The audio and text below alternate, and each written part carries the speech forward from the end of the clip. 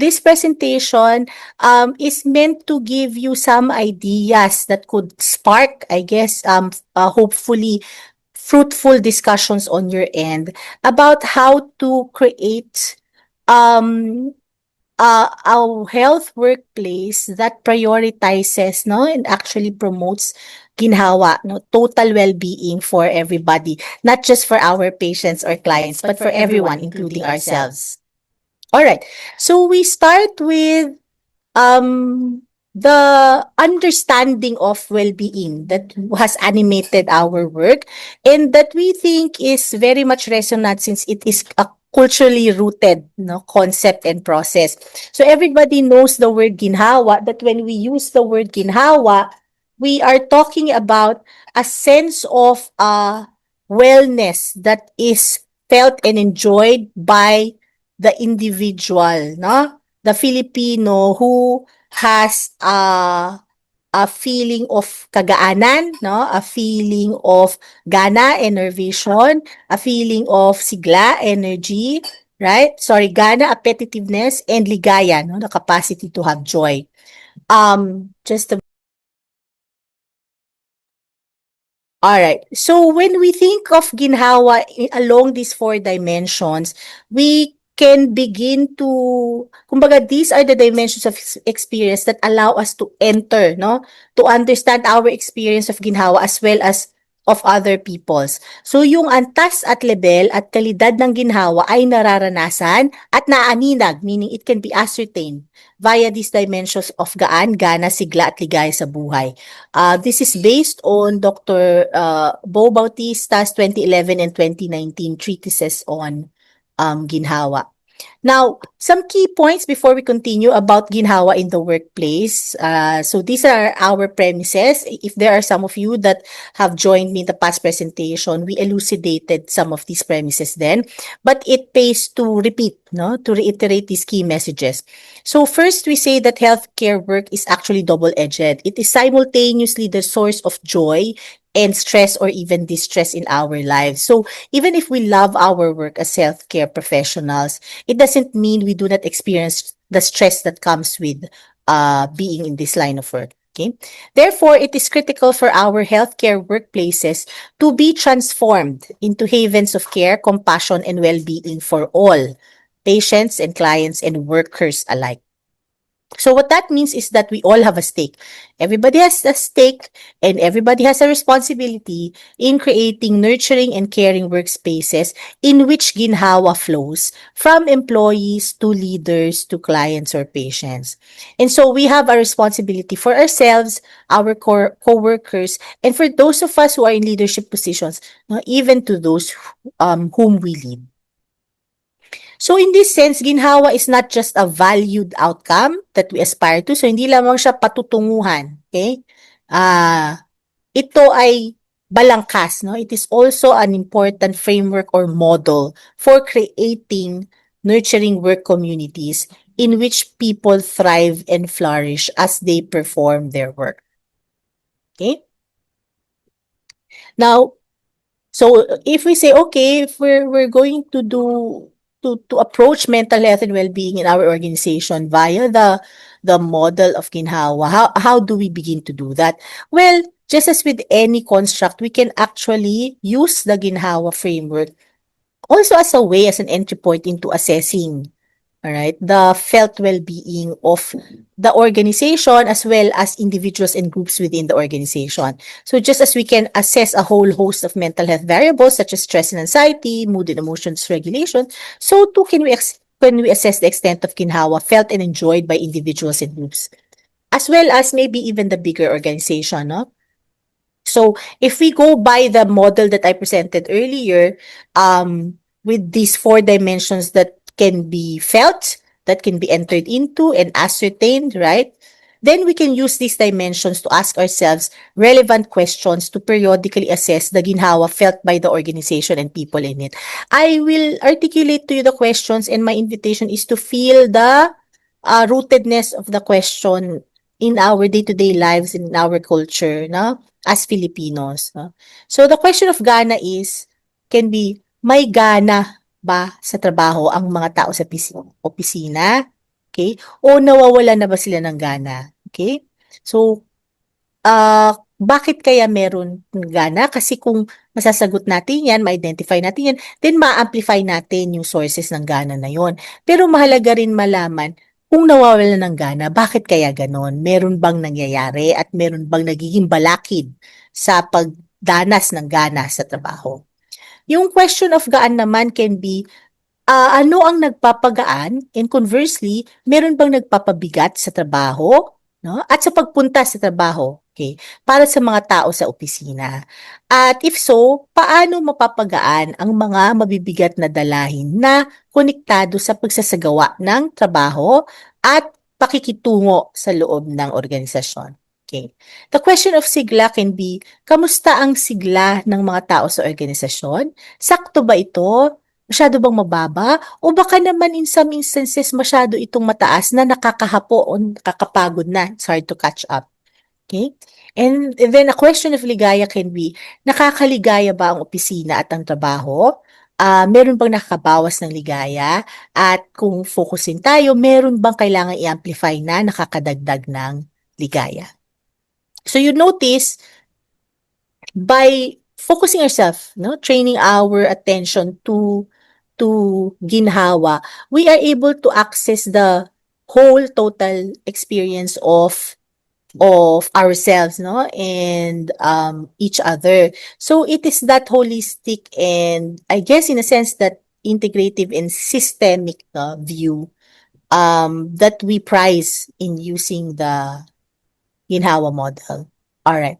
Now, again, just so we are on the same page, we can actually distinguish between workplaces that are hindi nakakaginhawa, meaning workplaces that stymie well-being, and workplaces that promote well-being or nakagiginhawa.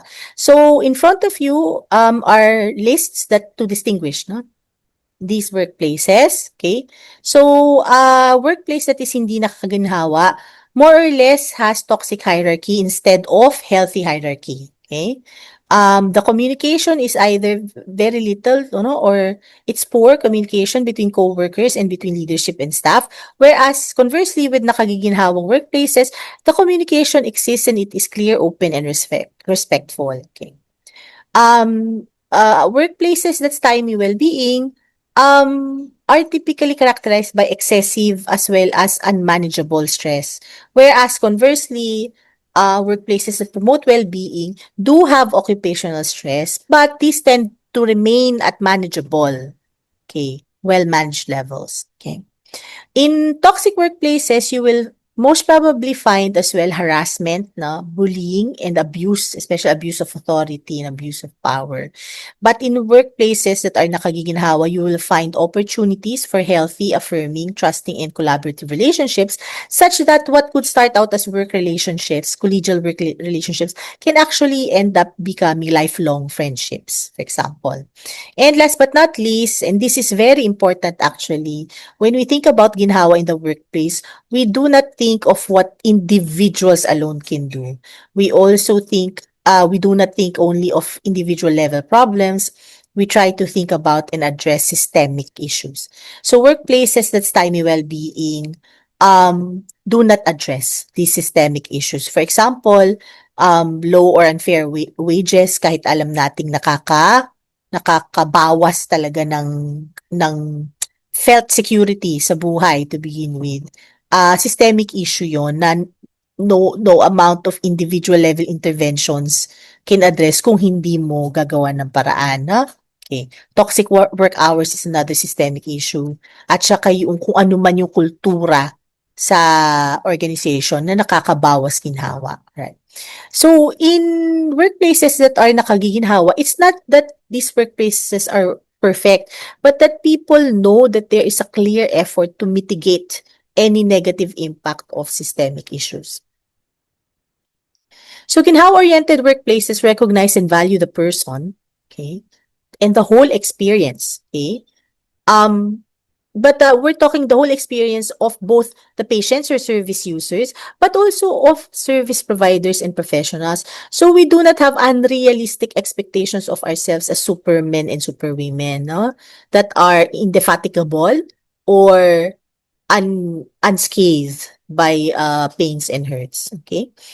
Ginhawa-oriented workplaces give importance to process, not just outcomes. As important as certain outcomes are, such as making sure we are able to deliver the best health services for our patients so that they are treated. Okay, and they come out of their engagement with us na wala nang sakit, wala nang nararamdaman, right? All those valued outcomes that we have. Okay, as important as those are, what we're saying is ginhawa-oriented workplaces also give value to the process we undertake individually and collectively. Okay.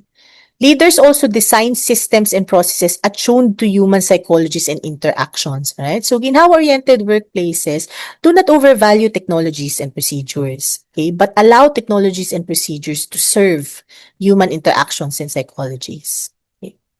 Ginhawa-oriented workplaces acknowledge, appreciate, and leverage the relational context of the healthcare workplace. So we do not assume that people are automatons or robots. No? We understand that even problem solving can occurs in oftentimes messy emotional relational context. So how to do so and how to help manage conflict as even when important decisions have to be made and important problems have to be solved. Okay.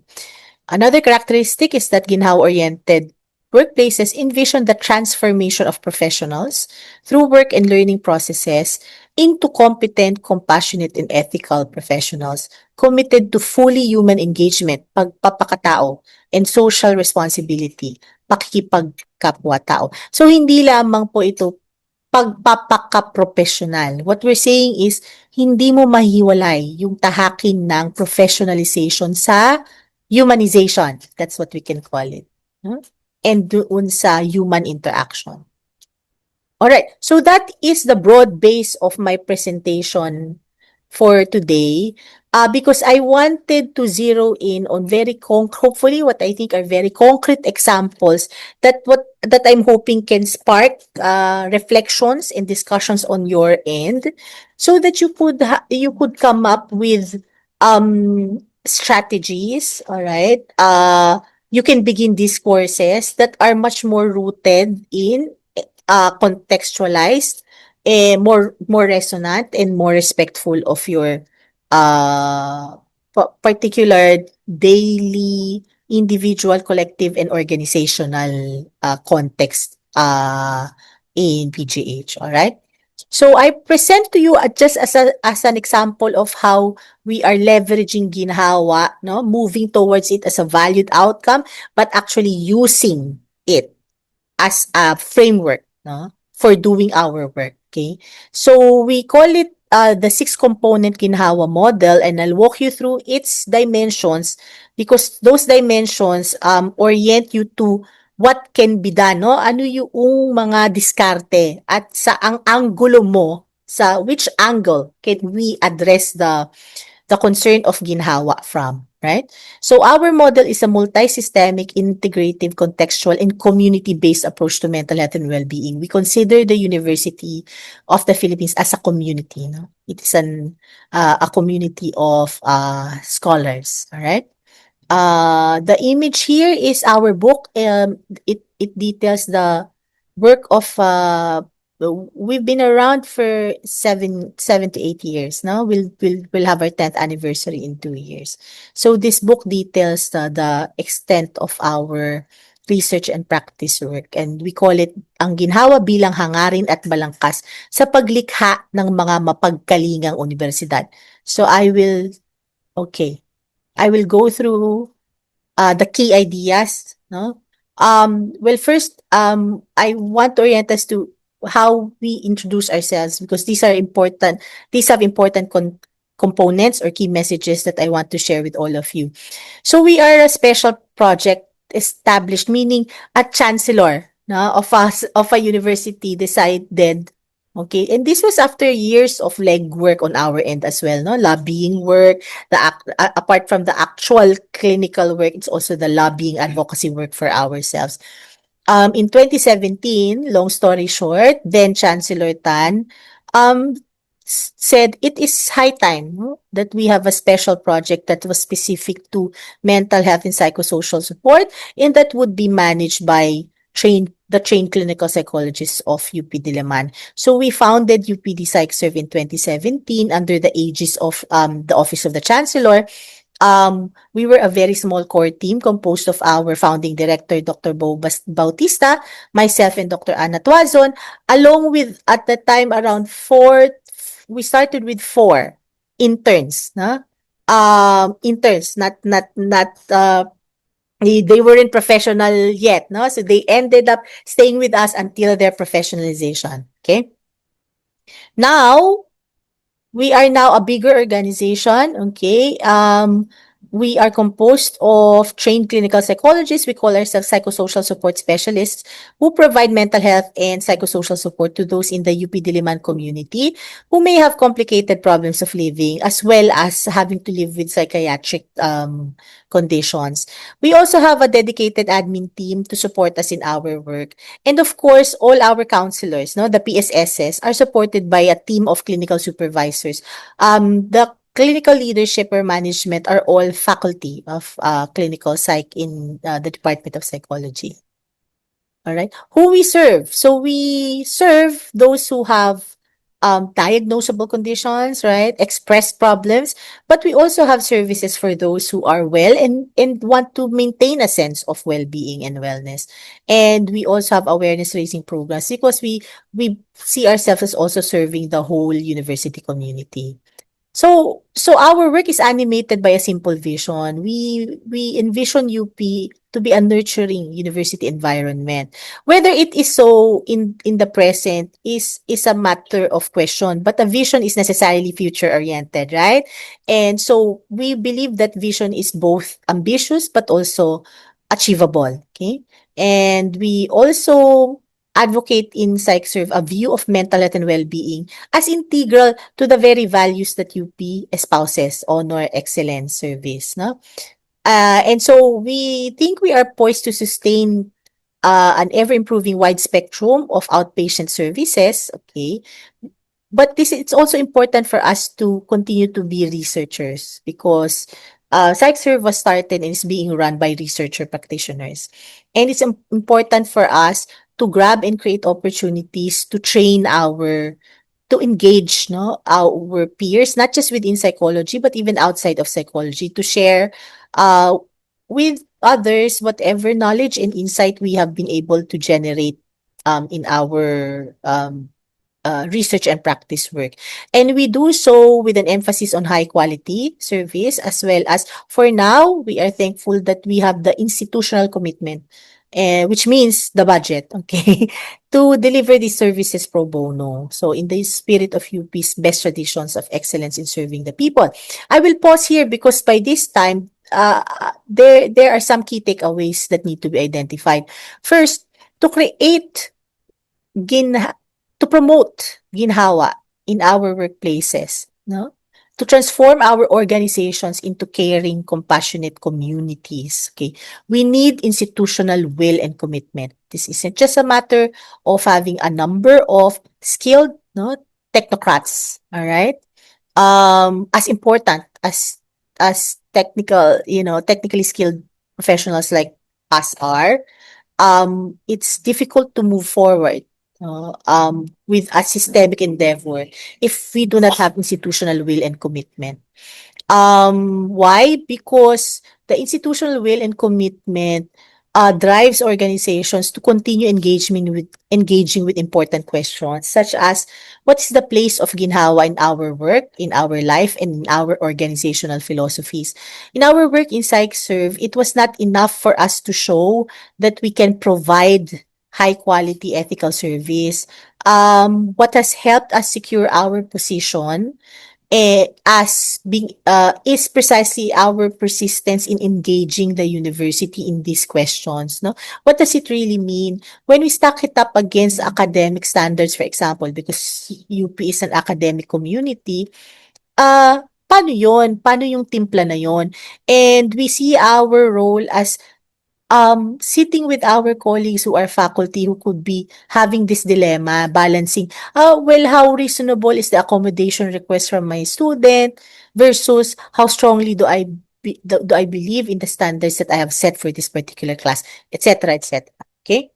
Now, apart from institutional will and commitment, I think self-reflection and self-awareness are are very much important and need to be cultivated not just at the individual level but also at systemic level. So we advocate for self-reflecting, no, self-aware teams, units, and organizations. By that we mean asking ourselves rather than just critiquing others' assumptions, it's actually scrutinizing our own assumptions, no? Sino ba tayo? Do we know who we are? Do we know what we do? Okay? Do we know who we serve? Do we know what we value? Okay? Also here, do we know what our strengths and limitations are? And there's nothing wrong with strengths and limits. And I always say, even if the university values excellence, okay, excellence is not achieved solely through strength. It is also achieved through the combination of leveraging strength and acknowledging vulnerability. Right. Last but not least, it's important to have a vision. Okay, whatever vision you have of your organization, okay. By organization, I mean not just PGH, okay, but it's your unit within that, okay. Your division, your department. Do you have a vision for that? And if so, is it clear to you whether or not Ginhawa has a place in that vision? Okay? And if so, if not, is the organization willing to undertake the discourse needed to clarify the place of Ginhawa in that vision? All right. So let me continue now by articulating the 6 components of our Ginhawa model. Okay. And then this is our approach. So I'll use psych service as an example, and then I'll try to zoom out so that we can help you reorient it to your own context. Okay. So the 6 components are having direct mental health services. Okay. So we offer therapy, all right, all these crisis in prevention, intervention, post-intervention services, etc. We also have learning services in the form of training workshops, well-being workshops. Consulting is another service we have. Establishing systems and processes that help the university promote ginhawa. The research is a strong component of our work, and so is advocacy. Now, let me go through one by one. As I've mentioned, we have direct mental health services such as individual psychotherapy, crisis prevention and postvention, as well as recently limited comprehensive clinical assessment, meaning limited to people who are first hour therapy clients. Okay. So that's a clear example of the nature of PsychServe basically as a mental health, program. Okay. So we know that we have certain skill sets that allow us to actually offer these direct, specialized or tertiary, no? If you know from public health, public mental health, yung tiered services. So we know we have that capacity. So I guess the question for your organization, for the bigger organization as well as the different units or divisions within it is, does our organization have the human capital to offer direct, specialized mental health and well-being services to our own people? Okay. If the question is yes, that's great. If the question is no, then if the answer is no, then the next question could be, what resources are available to help people access mental health services? No? If it's not with us, do we know any other resources? I will stop right now because the question might be important. I don't know if that was an accident. Somebody might have raised their hand pero tumigil na. Okay. Whoever raised their hand. Okay, sige. Anyway, later after the presentation, we will have time for your questions. All right. Thank you. And then I guess the important question continuing with this, no, is have you actually scoped out the organization's need for direct mental health and well-being services? So in other words, sometimes when we talk about ginhawa, we could have a sense of, oh, everything feels urgent. And so, nako, we must make sure There are people and there are places that we can refer people to and all that. But it's also good to take a step back and ask ourselves, yun ba talaga yung pinakakailangan? And if so, ilan kasi yung nangangailangan noon? Alright? So, needs assessment, as you know in your own work, mahalaga yan talaga. Okay. The caveat here is that ensuring workplace well-being is not, well, it's a caveat, but also a source of hope, no? That ensuring well-being is not confined to the provision of direct mental health and well-being services. It's only one component. That's why I wanted to show it. For our work, it's only one component of six. Might be the most popular component, but there are other components. Okay? So direct specialized services target individuals and groups identified as having specific needs that can be addressed via provision of services delivered by adequately trained professionals. However, these services do not address the contextual factors such as environmental, organizational, and cultural factors that affect individual and group or organizational well-being. So that's an important caveat. Okay? So again, when you want to promote ginhawa in the workplace, you cannot be attacking the issue only from one angle, is what we're saying. Okay? So the second angle through which you can address the concern for ginhawa is via continuous learning and training. So for PsychServe, for example, we know that a significant sector of our constituents don't actually need the direct mental health services. However, they may have a thirst or a desire to enhance their sense of ginhawa. And so we've developed learning programs for that. Okay. Now, we also use our learning programs. So I will note also that these components are interconnected. No, they're not separate from each other. So in our work, we are also able to use our learning programs to actually build or to strengthen, enhance the existing skills of for example, faculty and employees of UP Diliman in providing the basic layer of care. And the basic layer of care is really a good human interaction. Na? So we have the Learning to be a Lifeline workshop is tailored for faculty and employees of UP Diliman. But we also have personal growth workshops for anybody who would want to participate. Okay? So if you notice, these are specific topics that represent important concerns in mental health and well-being. Now, what is my relationship with my emotions? How can I understand my emotions better? If my friend is struggling, how can I be a good friend, no? And be a supportive friend? All right. So some points to ponder regarding this dimension or component of learning services is the question for your organization could be is what are your learning and training needs that are specifically related to ginhawa? So we're talking about needs assessment. So for your group or unit, ano yung palagay ninyo you still need to learn?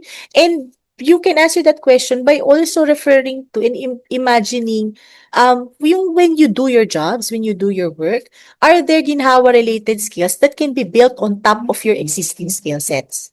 And that you can imagine, this might be spell the difference between a regular interaction and a life-affirming interaction for either my patient or my coworker, the person that I am interacting with. And in terms of mutuality, it could also be therapeutic for me. All right? So another question could be, another learning or training need could be directly about MHW. No? Katulad ng sinabi ko kanina, may mga topics na represent important questions and concerns. No? Paano maging mabuti sa sarili? Paano mabuhay with an optimum amount, not too little, not too much, no? Na amount ng perfectionism. Okay? Right.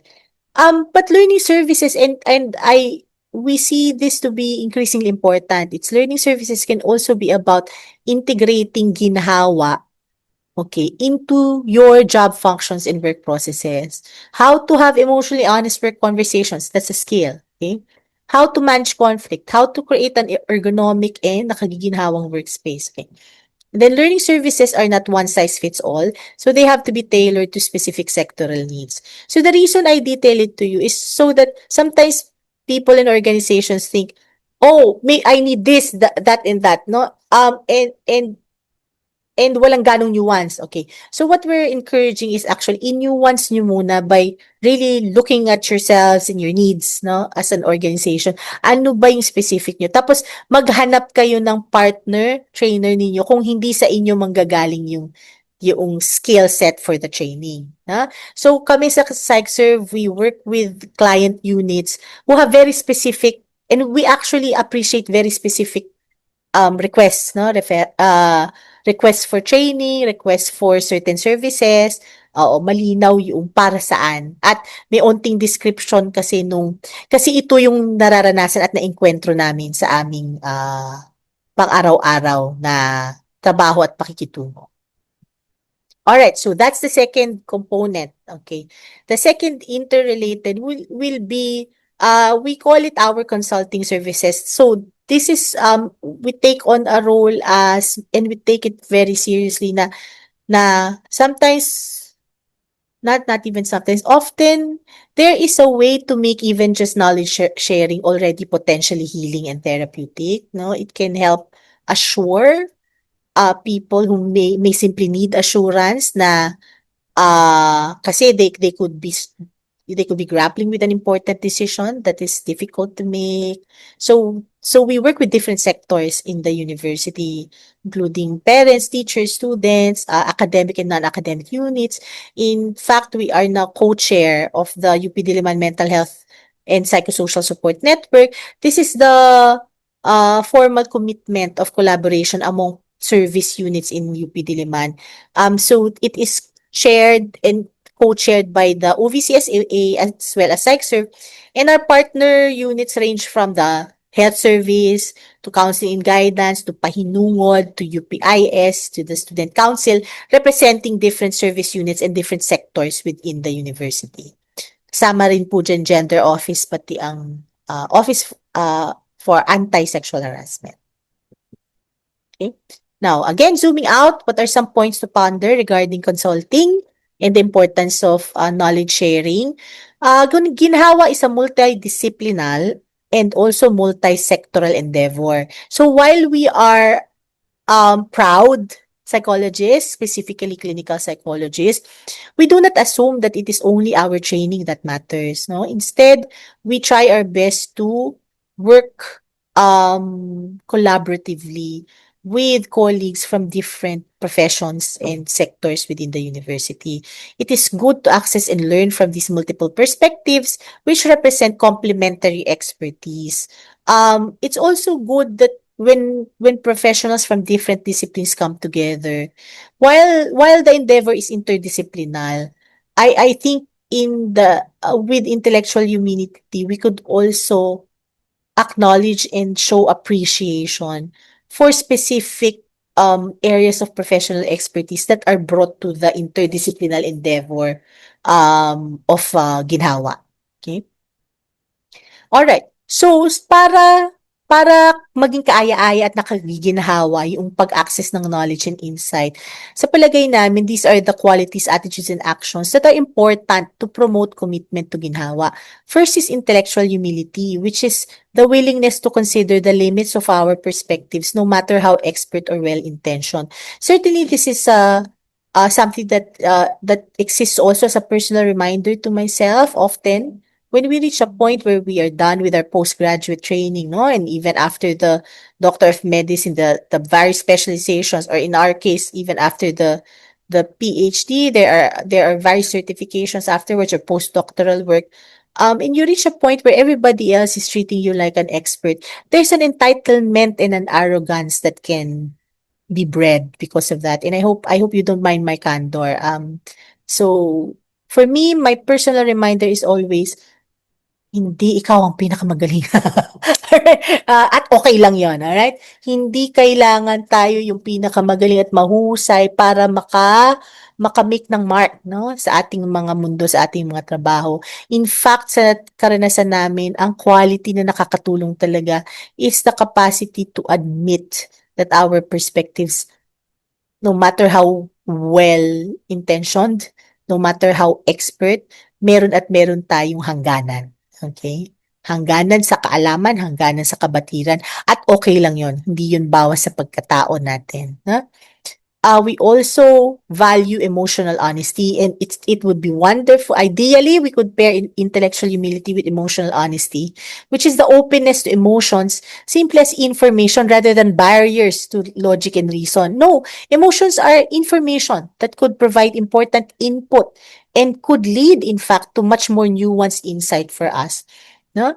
Provided we have the willingness to actually have our emotions and to stay long in a state in which we're feeling in our emotions maybe a bit more intensely than we prefer. Huh? So it's the willingness to have difficult, emotionally activating conversations. You might find, baka na ano kayo, pag habang dinescribe ko to, may na-imagine na kayo, no, ng mga scenarios that you have experienced in the past, na meron kayo or meron kayong kilala na dahil sa avoidance, meron kayong hindi na pag-uusapan. Ito kasi yon, no? We avoid emotionally fraught or emotionally charged conversations. Okay? Okay. Third quality, for knowledge and insight sharing, is self-reflection and awareness. Okay? By self-reflection and awareness, we don't mean be brutally sometimes in the university, no, we tend to think of ourselves as, I'm brutally, we're brutal with feedback and all that. Like, and it's almost elevated as a virtue. Okay. But my counterpoint to that is, have we tried gentle, non-judgmental, compassionate scrutiny of our own beliefs and our own assumptions about ourselves, about other people, and the world that we live in and that we operate in? It's often easier to critique other people's assumptions than it is our own. But if you do so in a non-judgmental and gentle manner, it is easier to look at ourselves and to get to know ourselves better. Huh? Uh, the leaders of ginhawa-oriented workplaces have to be committed to cultivating self-awareness via continued self-reflection. Um, if you I forget the website, but there's an NGO in America that studies the qualities and characteristics of public service leaders, and what they're seeing as increasingly important is the willingness to self-reflect and to self-correct. Okay. All right. So that's consulting or knowledge and insight sharing. Okay. A fourth important dimension in multi-systemic holistic ginhawa work is the creation of affirming and ginhawa promoting systems. Okay. By systems, we mean as well including the principles, policies, all right, and processes that not just govern our work, but that support the provision of care in our workplaces. So just as an example, part of the systems and policy work that PsychServe did is to, and this included years of not just crafting the actual protocol, but lobbying, no, to have it be approved de facto. Okay? All right. So, i-simplified lang po itong nasa visual aid, but the bigger product was an MHPSS protocol that we prioritize muna crisis intervention, but our work in the MHPSS network will now move towards non-crisis, no, protocol, as well as tackling the question of accommodations. Now, some points to ponder when it comes to the importance of systems and processes.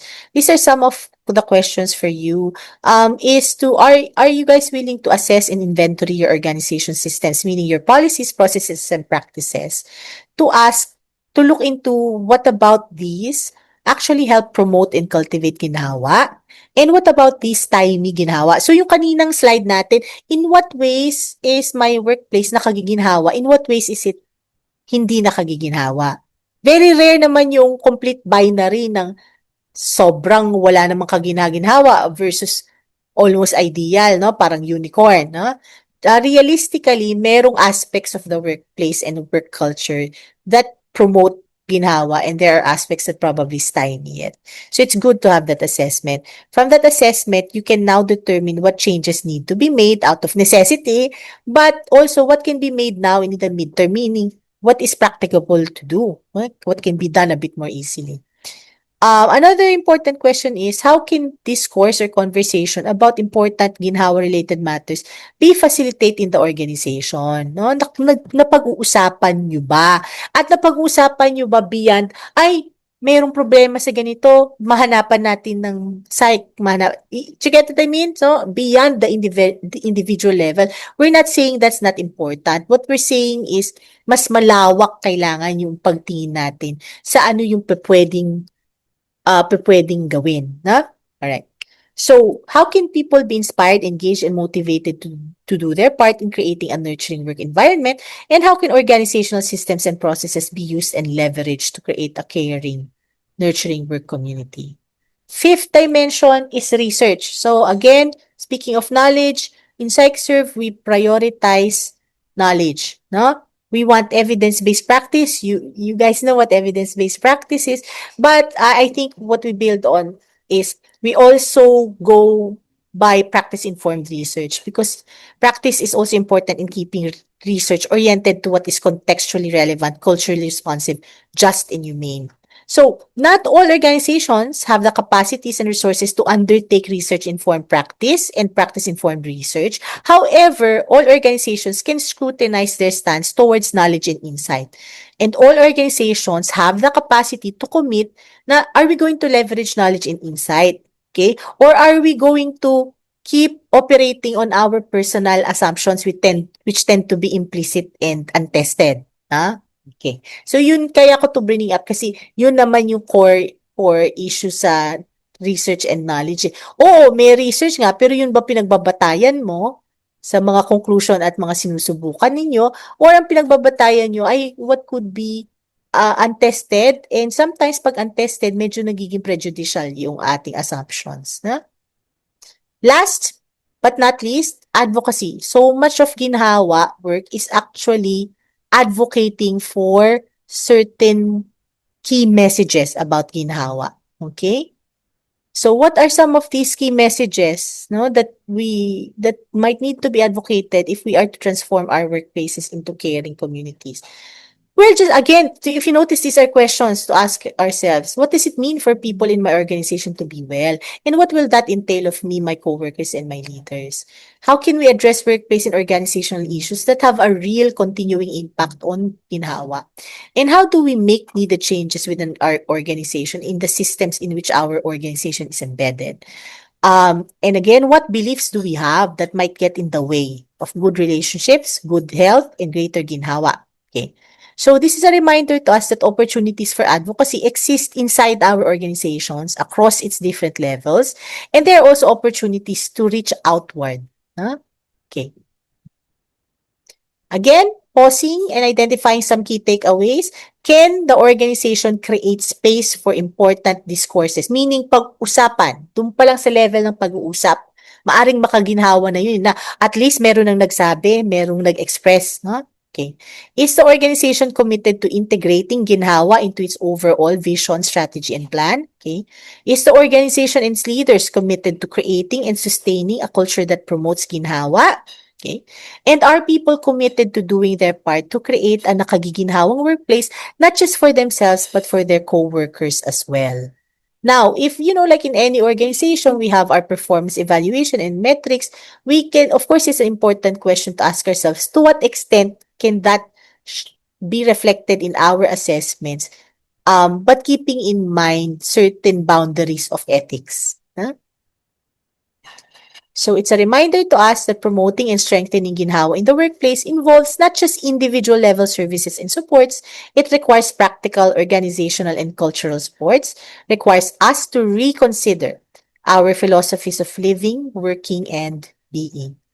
I will end with that and with a gentle reminder. I understand that the resources and funding of UP Diliman is primarily for UP Diliman constituents. However, in 2021, we were part of the first batch of recipients of the Helia Castillo Research Award in Social Innovations in Health. So we were able to study our own services, no? And fortunately, our study shows that our services are reasonably effective. Okay. And so we are at the point in that, as a result of that project, we now have a suite of programs that we think would be reproducible in other HEIs. So HEIs and other organizations, okay, we're very much willing to engage and have client organizations. So if you are interested to at least know and explore some of those potentialities, please feel free to email us. That this is the general PsychServe email. But if you want to email me personally, it's director.psychserve.upd.